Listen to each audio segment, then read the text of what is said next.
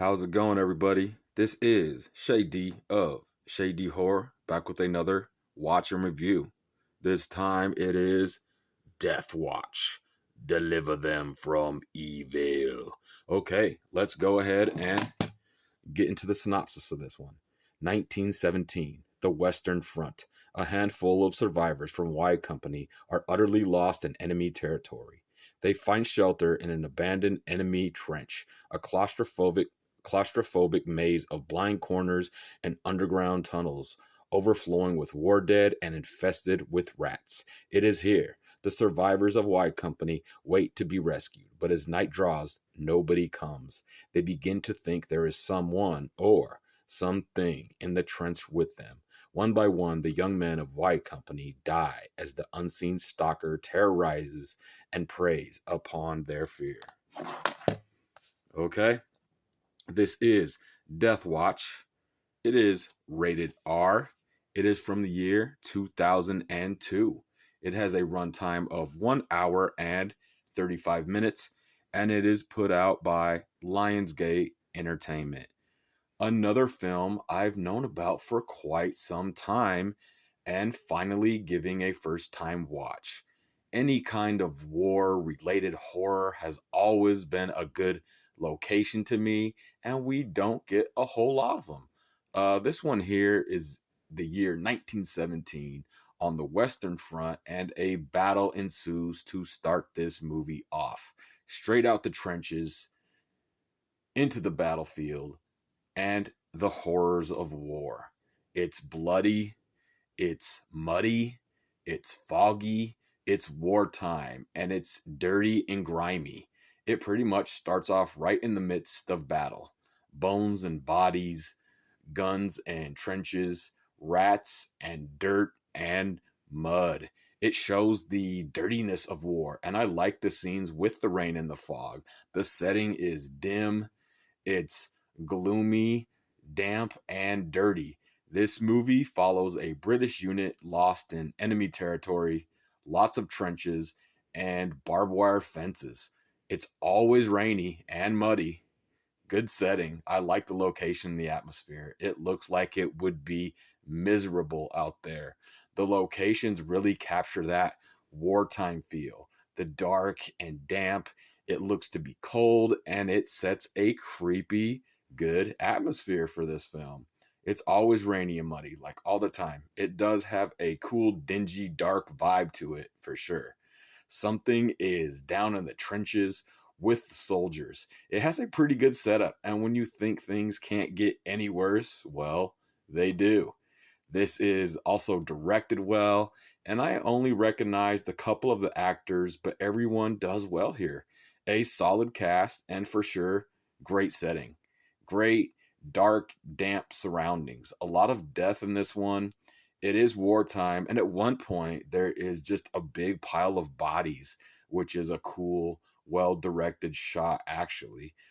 Gunshots and fires throughout this movie. Of course, as I said, trenches and tunnels. It's just gritty and grimy. It's during the war. All of the uniforms and guns look good and also accurate to the time period. At least to me, they do. I'm no history expert or nothing, but everything looks good. I've been wanting to watch this for a while, but I just kept pushing it back. You know, I've had all these other movies I've been watching this stuff, and I'm glad I finally gave this a viewing. Time to get to some of these first time watches, movies I've had for a while and stuff. And you know what? This is some good shit here. These soldiers are fighting their enemies, they're fighting the weather, they're fighting the elements, and something else. Is it hallucinations? Is it ghosts? Is it evil? Is it themselves? I like this premise, and the locations are like another character. Always dark, always damp, always dim, and always grim. Those guys got filthy, real down and dirty making this movie. You know, all the mud and freaking rain and stuff. Like it's solid, as you can see even here on the cover. Like some of the barbed wire, and it's just in the muck and everything out there. I'm not sure if this film has made its way to Blu-ray yet.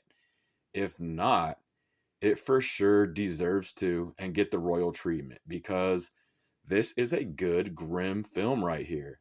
This flick deserves some more love. Solid war horror cinema. All the practical effects look good too. These soldiers are stuck, they're aggravated, they're cold, they're dirty, and this movie captures that really well. That wartime feel and just how everything just kind of keeps getting worse and worse. They're stuck in the muck. The barbed wire is prominent throughout as well.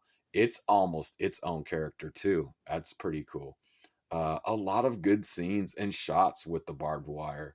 There's some cool stuff here, especially like that first initial scene. I mean, you see it throughout, but there's one particular scene that stands out for sure. If you see this, you probably know which one I'm talking about. There is some CGI, but the vast majority is practical effects, and this movie has a pretty high body count. A bit of a different ending, but it is fitting. I liked this one. Really good settings and surroundings. It really sets the atmosphere. This is a solid horror movie war film.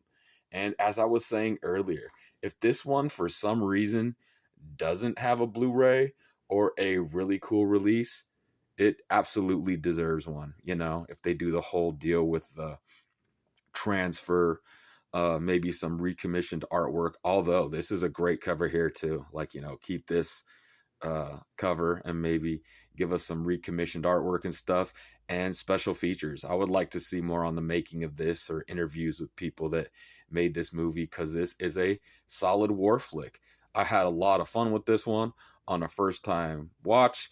It's kind of a cold night over here, so this was a good one to watch on a cold night because this whole setting, this whole vibe, this whole location is just, as I said, it's like another character. I had a lot of fun with this one.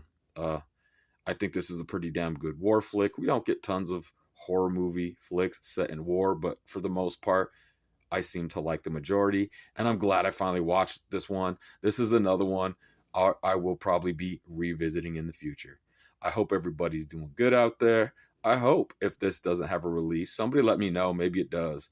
But if it doesn't, I hope this could get a dope ass Blu ray at least. Because, like I said, it deserves it. Hope everybody's doing good out there. This was Shady of Shady Horror. And today, for the first time, watch and review another one I'm glad I have in the collection. This is Death Watch.